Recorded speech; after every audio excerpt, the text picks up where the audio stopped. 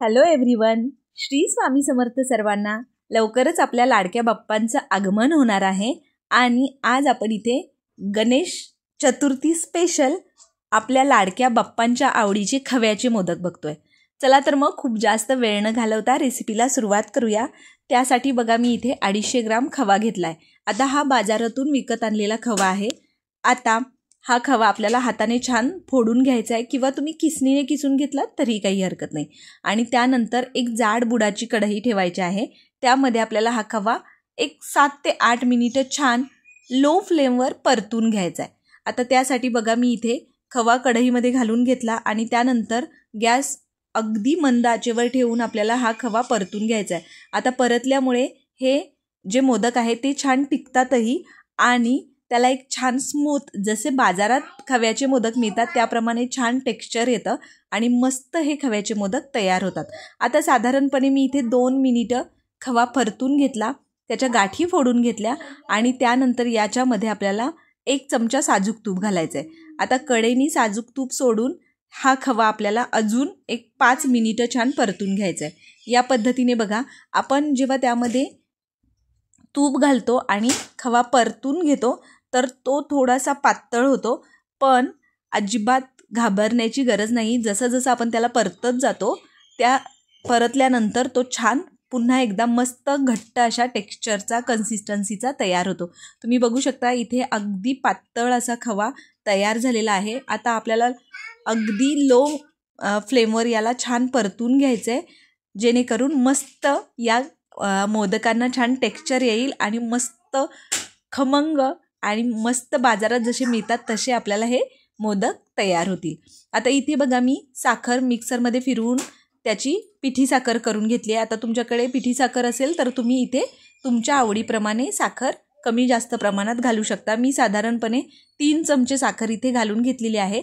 साखर घालून सुद्धा आपल्याला हा खवा अगदी 2 मिनिट छान परतून घ्यायचा आहे आणि साखर जशी जशी विरघळते तसं तसं खवा जास्त पातळ होतो, पण परतत गेल्यानंतर खव्याला छान घट्टसर टेक्स्चर येतं। आता या पद्धतीने परतून घ्यायचं आहे खव्याला आणि खवा परतत असताना या पद्धतीने हलवत राहायचं आहे जेणेकरून तो खाली लागणार नाही याची काळजी घ्यायची। आता तुम्ही बघू शकता मघासपेक्षा खवा थोडासा आपला घट्टसर झालेला आहे। आता इथे आपण यामध्ये वेलची पावडर घालून घेऊया।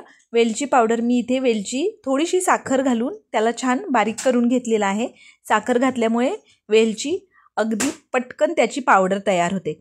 इथे बघा या पद्धतीने छान मिक्स करून घ्यायचं आहे आपल्याला आणि छान गोळा तयार व्हायला लागला आहे खव्याचा। आणि आता तुम्ही बघू शकता परतल्यामुळे एकदम छान याची कन्सिस्टन्सी कशी झाली आहे, संपूर्ण गाठी फुटल्या गेल्यात आणि एकदम छान आपलं हे खव्याचं मस्त मोदकाचं मिश्रण इथे तयार झालेलं आहे। सुरुवातीपासून ते अगदी 8 ते 10 मिनिटं मी खव्याला मस्त अगदी मंद आचेवर छान परतून घेतलं।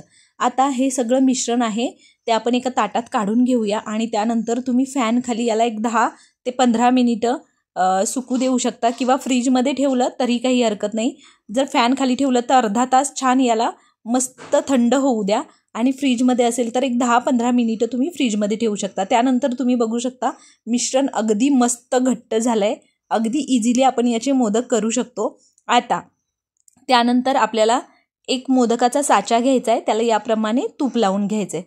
आता तूप छान लावून घ्यायचं, त्यानंतर केशराच्या काड्या आहेत त्या अगदी छान मस्त मोदक मावा केशर मोदक आपले छान दिसण्यासाठी मी इथे थोडंसं केशर ठेवलं आहे आणि त्यानंतर ड्रायफ्रूट्समध्ये बदामाचे छोटे छोटे काप करून आपल्याला या साच्यामध्ये ठेवायचे आहेत। पूर्णपणे ऑप्शनल आहे, केशर किंवा ड्रायफ्रूट्स नाही घातले, फक्त तुम्ही खव्याचे जरी या पद्धतीने मिश्रण ठेवून जरी मोदक बनवले तरी ते खूप छान होतात। चवीमध्ये अजिबात फरक पडत नाही, फक्त सुंदर दिसण्यासाठी मी केशर आणि थोडेसे ड्रायफ्रूट्स ठेवलेत। आता त्याच बदामाच्या ऐवजी तुम्ही पिस्त्याचे छोटे छोटे काप ठेवू शकता, त्याने सुद्धा खूप सुंदर दिसतात हे मोदक।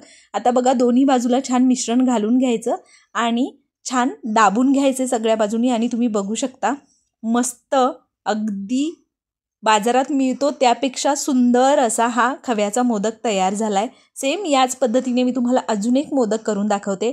साच्याला छान तूप लावून घ्या जेणेकरून अजिबात मिश्रण साच्याला चिकटत नाही आणि थोडंसं केशर लावून अगदी थोडेसे ड्रायफ्रूट्स घालून घ्यायचे आणि त्यानंतर हे मिश्रण थोडं थोडं घेऊन दोन्ही बाजूला ठेवायचं.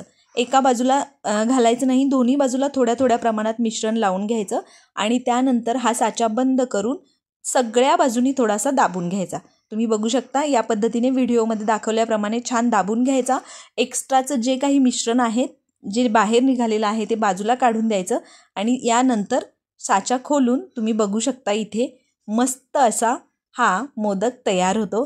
अगदी इझिली या साच्यामधून बाहेर पडतो. खालच्या बाजूने थोडंसं हाताने त्याला बाहेर ओढून या पद्धतीने काढून घ्यायचं. किती सुंदर झाला आहे आणि किती सोपी रेसिपी आहे की नाही. आणि अगदी आपल्याला मस्त कमी वेळात तुम्ही हे खूप छान असे खव्याचे मोदक तयार करू शकता. बरं, आता हेच मोदक तुम्ही बाजारातून विकत आणायचं म्हटलं तर खूप महाग असतात. तुम्ही जर हे घरी बनवले तर अगदी कमी पैशांमध्ये फ्रेश मोदक आपल्या लाडक्या बाप्पांसाठी तुम्ही तयार करू शकता. किती सोपी रेसिपी आहे, अगदी सोप्या पद्धतीने दाखवलेली आहे, झटपट तयार होते. तुम्ही अगदी अर्ध्या तासात हे मस्त सुबक असे आकर्षक खव्याचे मोदक घरच्या घरी तयार करू शकता. तर जरी तुम्ही खवा विकत न आणता दूध विकत आणून दुधापासून खवा बनवून जरी हे मोदक तयार केले तरी 1 लिटर दुधामध्ये अगदी आरामात तुमचे मस्त हे मोदक तयार होतील.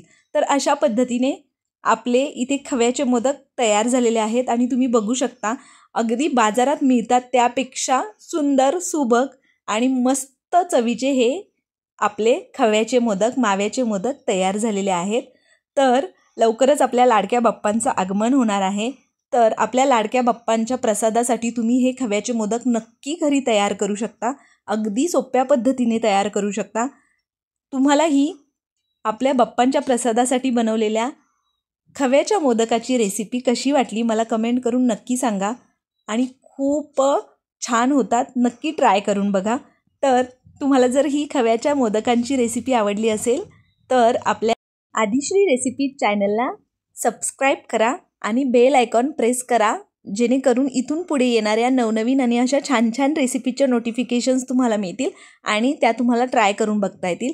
त्याचबरोबर आपल्या या लाडक्या बाप्पांसाठी बनवलेल्या खव्याच्या मोदकाच्या रेसिपीला लाईक करा, रेसिपी शेअर करा आणि मस्त कमेंट करून नक्की सांगा की तुम्हाला ही झटपट तयार केलेल्या सुंदर, आकर्षक आणि 1 नंबर मोदकाची रेसिपी कशी वाटली, खव्याच्या मोदकाची रेसिपी कशी वाटली. रेसिपी आवडली असेल तर मस्त लाईक करा, कमेंट करून सांगा आणि अशा छान छान नवनवीन रेसिपीसाठी आपल्या चॅनलला सबस्क्राईब करा. चला तर मग भेटूया अशा एका नवीन आणि छान छान रेसिपीसोबत. तोपर्यंत मस्त राहा आणि छान छान रेसिपी ट्राय करून छान छान खात राहा. Bye bye.